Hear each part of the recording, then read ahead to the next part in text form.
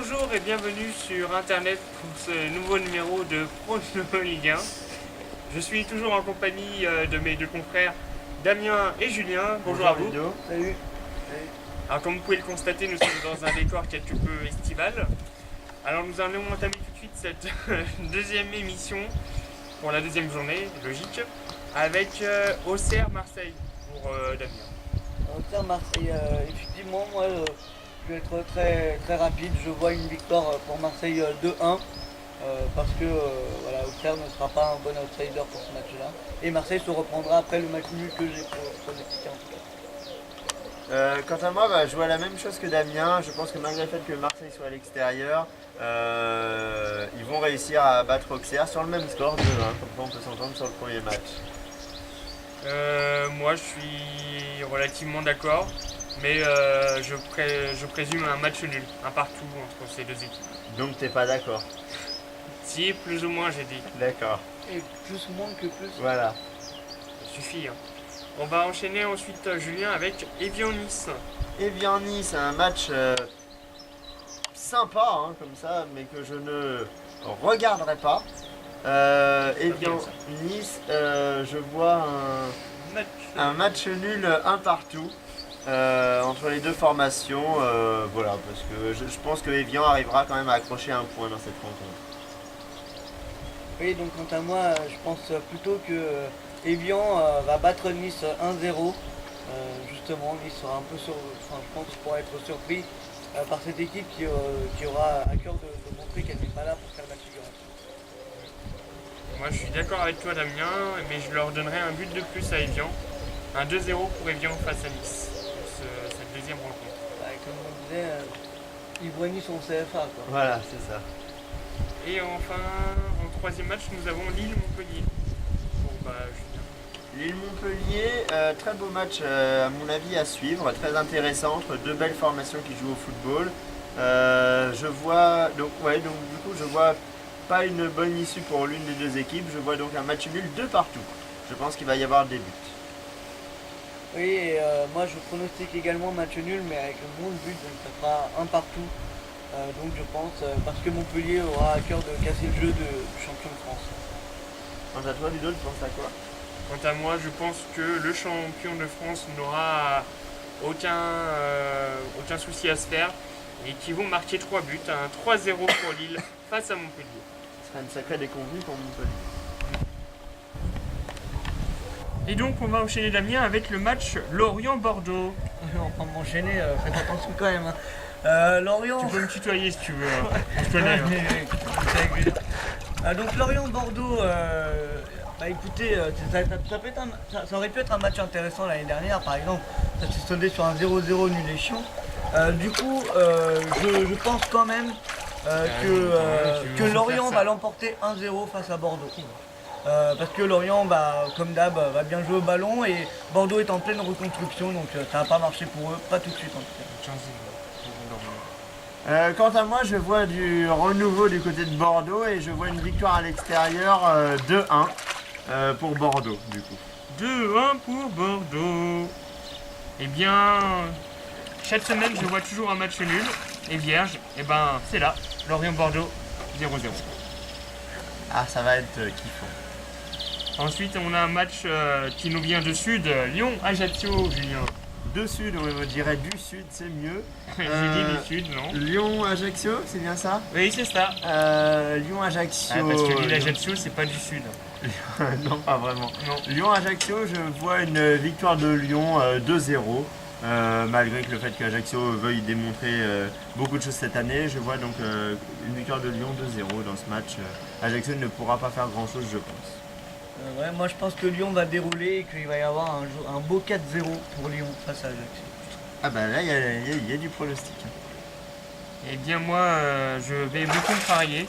Je pense qu'Ajaccio ne va pas se laisser faire par cette équipe lyonnaise et que Ajaccio va l'emporter sur le score de 2-1 face à Lyon. Oh, Ludo il a envie de prendre du risque avec Evian, avec Ajaccio, avec les promus, il a envie de prendre du risque. Il a envie que Lloris se blesse et que Vercoutre soit au cage. Vas-y, arrose mes fûts, je te dirai rien. Allez, le dernier match à pronostiquer. Non, pas le dernier, non. Au bord de la piscine, je parle. Ah oui, parle, vas-y, voilà. Parle. On enchaîne donc avec Rennes-Paris. C'est pour Damien. Oui, d'accord, bah, Rennes-Paris. Didier, Rennes-Paris, je pense qu'il y aura quand même une victoire pour Paris, donc Ah bon? face à Rennes. Je pense que là, avec l'équipe qui peut être alignée et le talent qu'il y a, même si Rennes est une bonne équipe qui joue, ce sera un bon 2-0 pour Paris. D'accord. Bah, quant à moi, par rapport à la semaine dernière, je vais être un peu moins enthousiaste pour le PSG. Enthousiaste. Rennes est à domicile, il me semble, oui, c'est ça. Donc je vois une victoire, un match nul entre Rennes et le PSG, vu que le PSG n'arrive jamais à faire grand chose face à Rennes. Donc là, je vois un match nul, Ouais. malgré la formation que le PSG peut avoir. Alors, comme la semaine dernière, je vais te demander un match nul, mais combien hein? Pardon, J'avais pas envie de le dire l'autre fois, et là non plus. Hein. un match nul, un partout, excuse-moi. Voilà. Parce que les gens, ils n'en ont rien à battre que ce soit un match nul, il va y avoir un score.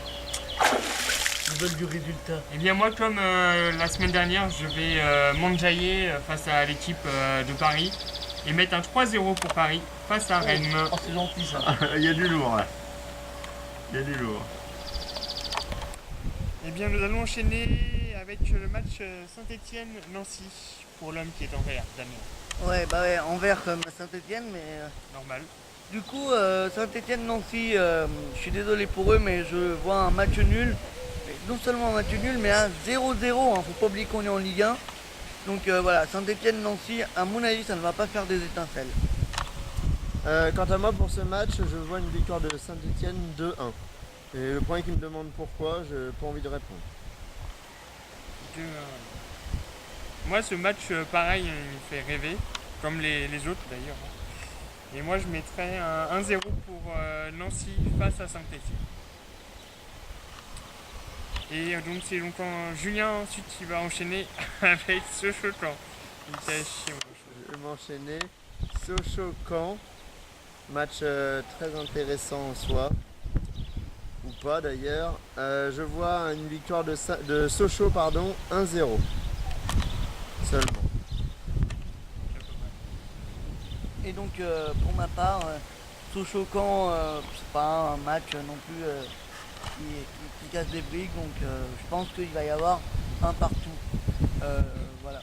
Parce que je pense que Caen a quand même de quoi réagir en cas de problème. Je suis tout à fait d'accord avec toi. Caen risque de réagir face à Sochaux, qui pourrait être pris au dépourvu. Et c'est pour ça que je vois un 2-1 pour Caen face à Sochaux pour ce match. Et c'est Damien qui va enchaîner avec Toulouse-Dijon. Toulouse-Dijon, bah ouais, bah écoutez, la saucisse contre la moutarde, à mon avis, ça va être simple, c'est la saucisse qui va gagner. Je vois donc un petit score de 2-0 pour Toulouse face à Dijon qui là sera à mon avis complètement dépassé. Et bien moi pour ce match-là, comme pour le premier qu'on a pronostiqué, je vois le même score pour la même équipe que Damien, à savoir donc 2-0 pour Toulouse face à Dijon. À mon avis, le tout jeune promu Dijon n'arrivera à pas faire ne pourra pas faire grand chose face à l'équipe toulousaine. Donc en gros on a pronostiqué exactement le même score. C'est ça. Moi, je pense plus sur un match nul entre ces deux équipes. Un match nul, un partout pour Toulouse et Dijon. Ludo il veut pas se froisser avec les petites équipes. Hein. Non, Qui viennent d'arriver en Ligue 1. moi je les aime bien les petites équipes. Ah, qui avait parié sur Arlavignon l'année dernière, il en aurait perdu de la thune. Ouais. Et donc on va conclure cette émission avec le match Valenciennes-Brest. C'est bien de conclure l'émission là-dessus. Ça fait rester les gens jusqu'au bout. Valenciennes-Brest, je pronostiquerai un match nul, un partout. Allez, j'aime pas mettre des 0-0 moi, j'ai envie d'être positif. Un partout.